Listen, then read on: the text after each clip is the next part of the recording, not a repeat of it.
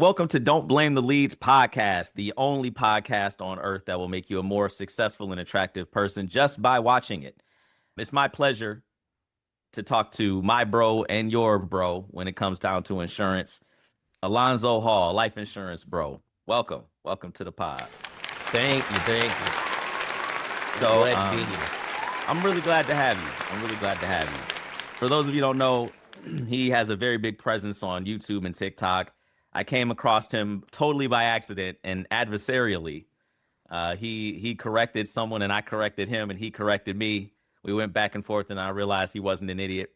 So I'm very happy and excited to have him do this. So I'm going to ask you some questions, bro, and just answer them as earnestly as possible. People want to get to know the insurance professionals out there. You're one of them. So Awesome. Walk me through your very first week as an agent. What were you thinking? What were you feeling? And what reality check hit you the hardest? So that's I'm a little long-winded, so tell me to stop whenever. So I started in New York City with Aflac. Can we name companies? Is that cool? You can do whatever you want. Okay. Some don't people disparage them though, so I have to edit stuff out and then No. I'm not going to disparage companies. But so I started with Aflac, and I had no understanding of how the field worked or how the industry worked. And this was prior to a lot of IMOs and a lot of social media. This was like 2010. So social media was just kind of really getting its birth in terms of really people going out there and doing anything. And so I hadn't understood or researched anything about this field. So I was just like, man, I'm going to be rich. I'll sell one policy and you get 50% commission, because it wasn't explained to me that you get 50% of what the client pays, not 50% of the face amount. So I'm thinking I'm just going to go sell a bunch of $100,000 policies and I'm going to be super rich. And fortunately or unfortunately, Aflac particularly doesn't focus on the life side. Their max is a $250,000 death benefit. But what they do is they really focus on what is protecting your income, what I today call paycheck insurance. And so my first week was really enlightening. But luckily, being in New York City, I was able to go prospect at a restaurant, and that restaurant was called Buffalo Boss, which is a buffalo wing spot. The funny thing is the ownership of that particular restaurant. So when I walked in, I met the one of the two owners, which was a guy by the name of Ronald Lee, a Hawaiian guy. But then his partner is a black guy, and his partner is relatives with somebody who got their restaurant put into the Barclays Center. Can you guess who that relative is? Who? Jay-Z. What? Yeah. So no way. He's Jay-Z's cousin. And so unfortunately, I wasn't able to get the business because Jay-Z places his business with New York Life. Yeah. So what you're saying is potentially Jay-Z is a whole life client. I just want to throw that out there. I happen to know some stuff, but I'm not going to confirm nor deny. You don't have to, look, we don't want any beef with Blue Ivy's dad. All right. We don't want that, but I'll put it to you like this. There's another guy I know by the name of Eugene Mitchell, who, if you have heard a song by Nipsey Hussle called Rap Ends, he says, open trust accounts, deposit stacks, $1 million life insurance on my flesh. I know the guy at New York Life who started the $50 billion initiative, who sold one of those policies. Nice. So much for these people online who are saying that rich people don't do cash value policies. So many people say they don't. I don't know. I'm just saying. Anyway, I don't want to get you a hot water. Let me no hot water here, bro. I'm completely independent. Straight up. So if you could go back and whisper one piece of advice to yourself on day one, what would it be and why? The riches are in the niches. So I would tell me to focus on a specific market. But what I would really tell myself is, hey, listen, go back to what you dealt with. So most people who get into this industry, you know, don't come straight from college into the financial services industry. We come from McDonald's, trucking, whatever it might be. So I'd say go back to those who you know. I was working at Macy's in sales. So I knew what kept us up at night at Macy's in sales. So I'd say go back to those guys who you had those conversations, who you were in the trenches selling, Louis Vuitton slippers at Macy's, or in my case, furniture at Macy's, and you already know what keeps them up at night. So you have a warm market right there, as opposed to the normal Project 200. Mm. I don't know if your guys or the guys around who are in guys Explain and it. gals. So Project 200 is what now there's a company called Primerica that gets blamed for having people do this. I don't care if it's Primerica, Prudential, or Pacific Life. The old guard is going to have you come up with a list of at least 200 names and numbers of people that you can pick up and call and say, hey, I'm doing this now. Can we talk about it? So that's a Project 200, long and short. And I'd still say to create that, but still go back to your, if you were the fry cook at McDonald's, hey, go to all the McDonald's and say, hey, this is what keeps us up at night. I have a solution. Nice. They do that at a lot of MLM companies. I used to sell Cutco kitchen cutlery, and first thing they said in the interview, hey, if you're interested in working here, here's a piece of paper. Write these people down. We'll come back. They sat everybody in the room for like 30 minutes, and it just came back. It's crazy. All right, so I'm gonna skip a couple of the questions that I have for you. Maybe get these out of order. I'm very interested. I'm very, very interested. What is your secret sauce for getting past an initial "I'm not interested" type of response? So there's a couple of ways I do it. One is the takeaway. Okay, you're not interested. Cool. I wasn't interested in you. You probably can't afford what I'm offering. I done that when I used to do real estate and work with a lot of real estate investors. And one of the things I did was I charged a flat fee of 20,000. And they would say, "Oh, well, doesn't the buyer pay or the seller pay?" Hey, listen, it sounds like you're not comfortable with the commission. I'll tell you what, go check the market, see what other agents are doing. If you find that it's comparable to what I'm doing, then I'm always willing to work back with you. But at this point, it seems like we're not going to be a good. And then people are like, wait, wait. And it works with insurance as well. Now, my state, we're actually legally allowed to charge a consult fee, which my fee is $300, which is minuscule. I've seen people charge $4,500. They have other licensures. I charge a $300 fee. People will, oh man, that's a lot. Okay, well, then go see what the other agents are doing. And when you find out that it's similar to what I'm doing, I'm always willing to work back with you. That's my secret sauce, is the takeaway. Nice. You know what? Little off-script question. Tell me about the MDRT. What are they? How did you get involved? Very obvious, but talk about that. So there's a lot of people who don't know what MDRT is. So the MDRT, and I'm glad you asked about that. So MDRT is the $1 million round table. It's the top 1% of financial professionals across 80 countries. Okay. In order to qualify, there's a few different ways to qualify. You can qualify through commissions, you can qualify through premium written, and you can also qualify with a certain amount of combination of assets and premium written. You, however, have to, which is why a lot of people are not aware of it, you have to base those numbers on street level commission, which is 50 to 90%. Anything above that, and they disinvite you because there's too many. Give me 1 second there. Sorry about that. There's too many. That's a good thing that the phone is ringing in our business. Straight up. Uh, so but that's an existing client. I'll be able to call them back. So one of the things, however, is it is also going to help you because you're going to have conversations like this. And what I found is the top agents or the top performers are willing to give you their secret sauce, because what I've learned is it's the 80-20 rule. And 80% of the people that we give this information to, nothing. Then there's that 20%, right?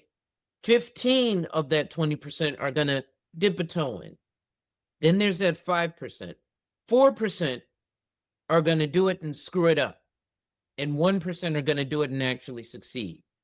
So what happens is the MDRT is a bunch of agents like myself and yourself, because I, in talking to you, see that you have the qualities of an MDRT agent. You want to teach, you want to help, right? Another thing is personally, there's a guy by the name of Dr. Sanjay Talani who did 1,200 times top of the table. Top of the table is 6 times MDRT just to get top of the table. He did 1,200 times top of the table in 1 year. He wrote $4 billion in premium. Nice. I'm sorry. crazy. I know that was a little. That's crazy. That's right. But he also is affiliated with things like the Saudi royal family. So, $4 billion to the Saudi royal family is like, so be it. Right. yeah. But the MDRT it's definitely an elite group that you'll want to be a part of. There's other groups too, like the IARFC, which is the International Association of Registered Financial Consultants. Ironically enough, a lot of those guys are MDRT. Wonder why? If you're Black or African American, I prefer the term Black, like myself, you might want to join things like Quad A, which is the African American Association of Advisors. And what happens is when you join these affiliations and associations, another thing is NIFA, the National Association of Insurance and Financial Advisors, who creates lifehappens.org. You're going to start learning and communicating with people, and people are going to put you in places to win. I have affiliated with, there's a guy who is Lawan Abram. He has a venture capital firm, but he only deals with high net worth and ultra high net worth individuals. So he sends me people, and people come to me, hey, I want to pay $2,000 a month. On average, insurance agents aren't seeing those kind of numbers for a monthly premium. Me, I'm not jumping at that. I'm like, okay, call me when you want to pay $20,000 a month. Don't act like I won't take it. I'll take a $2 a month premium, but it sets you up for different things. That's dope. Thank you for that. I'm sure there's a lot of people who didn't even know any of that, and those association recommendations are really, really good because it's your network. Your network is your net worth. So that's nice. Absolutely. All right. So let me ask you this: as an MDRT member, what goes through your head when you're going through a no streak? Like, how do you maintain your energy when rejection starts piling up on you? Easy. Every no is a brick to your mansion. So that's one. And then two, I obviously we are all do personal training and personal development. There was a guy by the name of Cesar Rodriguez that I used to watch a number of years ago. And something that I used to do when I did a lot of street prospecting, I used to go through a lot of those no's, and people don't understand that, yeah, just because you're sitting at the desk or on the phone all day, this is physically taxing work, because the rejection physically gets to you. It mentally gets to you, but then you start to feel it in your shoulders and everything, because it's just rejection. So the way that he flipped that was, well, stop looking for the yeses and look for the no's. So I created a list called the 100 no's. So now I go out looking for people to tell me no. Right? I want you to tell me no, because all of those no's is going to shift my energy when I get that yes, number one. But number two, I'm already expecting it. So I'm expecting, hey, I want you to tell me no, because that's going to get me closer to that yes. That's 100% correct. That's 100% correct. You say the no's are the bricks of your mansion. I say the path to yes is paved with bricks of no. It's like the same. Absolutely. Yeah, that's fire. That's fire. Yeah, that is fire. I like that one. The path to yes is paved with bricks of no. Yeah, I mean it's true. It's true. I have more on that, but that's fine. So tell me about matter of fact, what's your process for staying motivated? Like, what rituals or books or people do you turn to? I'll be honest, I'm very self-confident. I'm a cocky person, if you will. Or I get perceived as cocky. I get that from my father. He's got bravado attitude, but my main motivation is realistically my life happenings. So Mm, part of the reason I got into this business is, I am very pro-black, if you will. I'm pro everyone, but obviously self-preservation is key to everyone. And so I look at my community and the things that could be transformed there, right? So I also look at why I got into this industry. 2008, 3 days before Mother's Day, I got shot 5 times in front of my mother in Winston-Salem, North Carolina. It raised my head. I don't know if you can see the wound there. My mm. top of my ear, my elbow went through my shoulder and in my back, like a centimeter left, and would have actually hit my heart. I walked out of the hospital under my own power, and my mother actually saw this happening to me. Funny story, my brother was actually upstairs with a chick that I was trying to get with at the time that this happened. And then he had to kick her out and speed through the streets of North Carolina to drive me to the hospital. It was a crazy story. You definitely, things like bullet time are real. Stuff slows down when you get hit. It's not like TV. You're not going to go tumbling. You do feel it, but you don't know that's what happened. It almost feels like getting stung by a hornet. Literally, it feels like getting stung by a hornet. Ironically enough, years before, I got stung by a hornet in the same spot. Felt exactly the same. It's Wow. like a sledgehammer hit. So if you've been stung by a hornet, it's safe to say you can take a 9 mil. Well, I'm sorry you um, went through that. I'm happy that you're okay though. Thank you, Seriously. thank you. But so that, and just trying to make a difference in my community in terms of some of the taboo topics we talk about, like generational wealth, right? We don't know how long a generation is. If you go to Google, it's between 20 and 30 years. Mm. And wealth, when it pertains to things like life insurance, there's a lot of education that's needed. And I like to be an expert at what I'm an expert at and pay somebody to be an expert at what I'm not. Nice. Nice. So that being said, what are your go-to strategies for generating new life insurance leads? Social media is my main go-to. And again, the riches are in the niches, right? So, for example, I frequent certain spaces. I'm not going to say those spaces just because, I get you. you know, some people may or may not agree.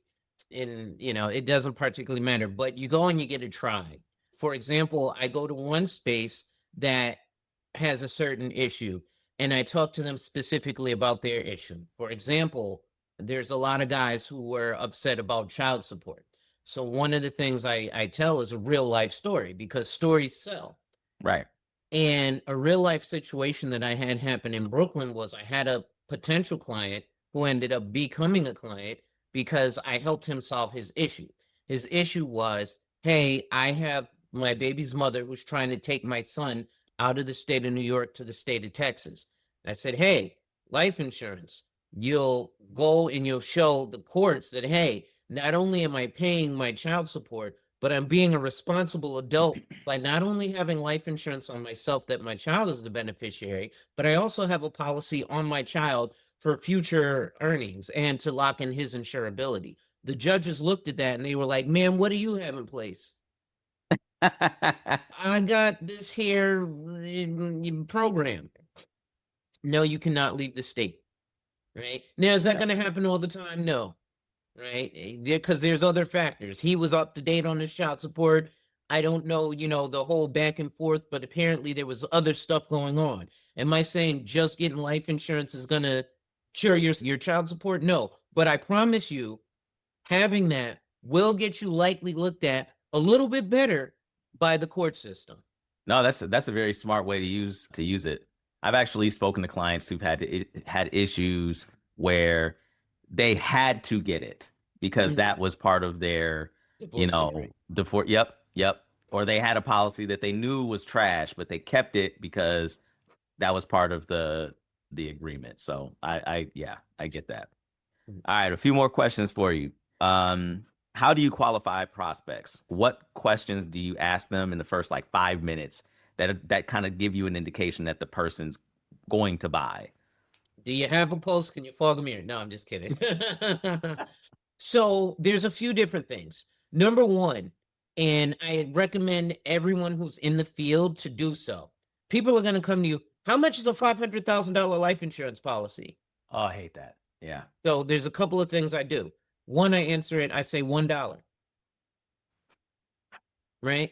Because if you give $1 premium with your application, you're going to get a conditional receipt, which is going to lock you into, depending on the carrier, about $100,000 worth of benefit while they're underwriting. And then number two, I say, how did you come to that number? And then people are like, well, what? Well, how'd you come up with 500,000? Have you Sounds ever like held a good number to 500,000 me. in your number? Yeah, it sounds like a good number to me. Well, have you ever held $500,000 in your hands at once? No. Okay, that's how you came up with that number. You think it's going to be life changing. Let's look at ABC XYZ. Right. Right. Right. And so I kind of walk them down that path. Nice. That's good. That's good. All right. Okay. So what's the biggest mistake that you see new agents making, and what do you think they should do instead? So there's a few, and I have a couple of new agents. Analysis by paralysis. I want to learn about this product, that product, this product, that product. Listen, if you have someone like myself or Julian who's willing to go out there and work with you, right? Go for it. You're not going to listen. I am 15, 16, 17 years into this industry. All right, 15 years, 16 years into this industry. And I'm still learning new things, because what happens is every 2 years, you got to go, in some states every year, like Virginia, you have to go through continuing education. When you go Mhm. through continuing education, you're going to learn more concept. Particularly right now, I'm learning about something called a DER, which is a dual executive reward, which is a Mhm. concept using the policy. You're going to get into these high concepts. So one of the things that I see is picking a product. Give the client what they want first, and then you can give them what they need. And I still struggle with that today. Nice. Nice. So I would say, listen more often, right? Because that's something that, especially when you first get into the industry, you end up giving information overload, because you very much have a selling style. A lot of people are going to not come from sales. And so they just want people to know. I came from sales, but in my world, what I used to do, the reason I became the best salesperson was because I make my clients so educated that they don't need me except on the point of sale. Nice. I would tell new agents to not do that. I tell new agents, keep it as simple as possible first. And when you're going into your new market, especially your warm market, be frank. Don't say honest, because that means that you might be lying to them. Right. Say, listen, I'm going to be quite frank. I'm growing. I want you to grow with me. I now forcing all my new agents, if they don't go on their appointment with me, you can only sell term, because it's all you need. Your client doesn't have a bunch of questions. There's not a lot of moving parts. I know the IUL seems cool. Infinite banking seems cool. Split dollar, collateral assignment, dual executive reward, blah, blah, blah, blah, blah. Sounds cool. But you don't know enough yet, these moving parts, to construct it in a way that may be successful for your client. So Yeah. keep it simple, and then tell them, as I grow, you're going to grow. So we're going to change these things in the next year or two, or 3 or 5 or 10. As long as I'm in this industry, I'm going to grow, and you're going to grow with me, Bob, my cousin. Nice, nice. I think I 100% agree with a lot of the points that you said there, especially saying how they can get paralysis from analysis. I try to tell agents, like, competence does not equal confidence, because I was the same agent. Like, I started in this business and I had a lot of ego, and I thought that I was really good and I can just, those skills would transfer. They didn't. And then so I said, well, maybe if I just learn more. And so instead of getting to work and trying to find more clients and just build that brick house of no's, or that pathway with to no to yes with no's, I was so obsessed with, I got to know this intricate part of the policy. How much is the percentage of cash value growth, and what is this stipulation behind this accidental death benefit? that I wasn't doing anything. And then when I knew the stuff, it didn't help me get more clients. In fact, it made my presentation worse because I thought this is what the client needed to know. So, no, you're 100% right. Two or three more questions for you. So, number one, it's not you said something about having agents. Are you hiring? No, I am not hiring. I am accepting partners to work with. Okay. And I'll tell you how I've gotten all of my agents. So I'm a managing associate, and technically I'm supposed to recruit and hire on new agents. I don't do any of that. I let things come to me organically. And the way that I do that is like, for example, about four of my agents actually came to me from something funny. I think I'm a little bit older than you, so you might not get this joke. However, I used to say to people, listen, if you don't want your CEO on the video, come to death row. And I had four agents come to me for that. That's One, ironically enough, is from Compton, Peru. ooh. And there's no way you're older than me. We'll talk about it offline. There's no way. There's no way. Um, that's wow. Okay, that's what's up. That's what's up. Okay, well, since you're looking for associates, then I'm gonna ask a couple more questions. So there are thousands of agents and agencies out there. How do you stand out and differentiate yourself from the competition? So one, I'm unorthodox, right? I am going to give it to you maybe not how you like it, but maybe how you need it. And it tends to be a bit abrasive to a lot of people. But I'm not looking to have a whole, super squad of people. I'm looking for a small SEAL team 6, right? Mm, And when I speak to people, I tell them, listen, working with me is not going to be easy. I have a lot of expectations. I ask two questions. What do you, or I say, what can I, as an employer, expect from you as an employee? And what do you, as an employee, expect from me as an employer? mm, And I want those expectations set up front. I also am going to spend a valid, very serious amount of time with you. I'll spend 2 hours on the phone with you every day for the first 2 weeks, right? Not prospecting anything, not worried about it because my business will eventually roll in.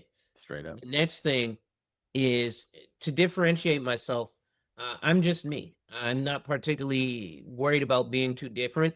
The proof is in the pudding, right? There's a lot of people who I'll give you an example. The one way I differentiate myself is again, I used to work at Macy's, Herald Square, 34th Street, and their garb is black suit, whatever kind of shirt, but everybody wears black suit.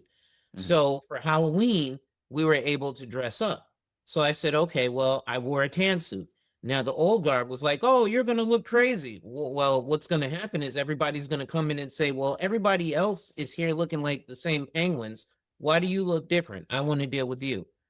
So my thing is, I am very liberal with my language.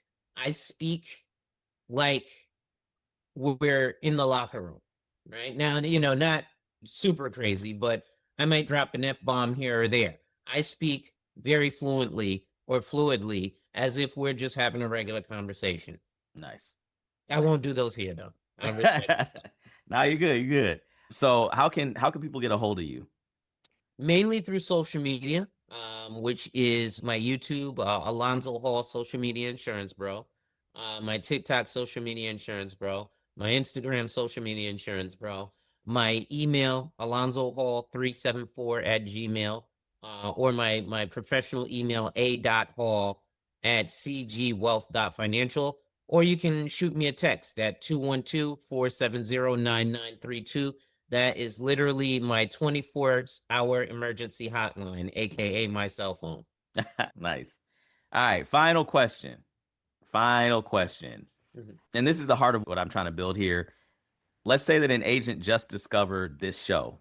They're tired of making excuses. They're ready to take control, or maybe they're in a rut, and they really want to change. What's the one mindset shift that could change everything for them? That's a great question. Sometimes I want to say it depends on where their mind is to know where to guide them. However, if I had to give it a blanket, uh, so there's a couple of things. Prove them wrong, right? And when I say prove them wrong, you're going to have people who are, oh, you're not going to last in this business. You're doing that little insurance, especially if it's friends or family. A couple of years ago, I had a relative, hey, are you still doing that insurance thing? I was like, you mean my career? Yes, I'm. Yeah, are you still the head fry cook at McDonald's thing? Yeah. Oh, you mean your career, or that's what you Hmm. do to feed your family? Yeah, I'm still doing that. Hmm. So you want to prove them wrong, right? Some people get that. I'd say the money doesn't matter because the money will come. So there's a book by Simon Sinek called Start with Why. And I would shift my mind to starting with why. Why are you doing this? And it doesn't have to be something noble. It could be, or what's deemed noble, right? It could be the simple fact I heard I can make a boatload of money and I want time freedom. And I want to be able to work from, like yesterday, I put in an application. I was at the doctor's office and I was sitting in my car and I was like, oh, what's your credit card? Your social? Hold on. And I had to do a little, it was a little harder because you can't, applications on cell phones, they're not the same as the computer. But Straight up. everything went through. Boom. Now it's in underwriting. So that might be something. So I'd say find your why. And your why might be cynicism. I want to stick it to my ex-boss and show him that I can make $1 million on my own. I want to, prove all those guys who said I wasn't worth anything wrong. I want to make $1 million so Veronica Vavoons, who I liked in high school, can want me now when I'm 45. Whatever it is, Straight right? up. Let's start with your why. Straight up. That was great. That was great. Thank you. Um, well, I'm not going to berate you with any more questions. It was a pleasure having you on. You're a consummate professional. You know your stuff. I feel like I learn something every time that we have a conversation. I'm sure that the audience will as well.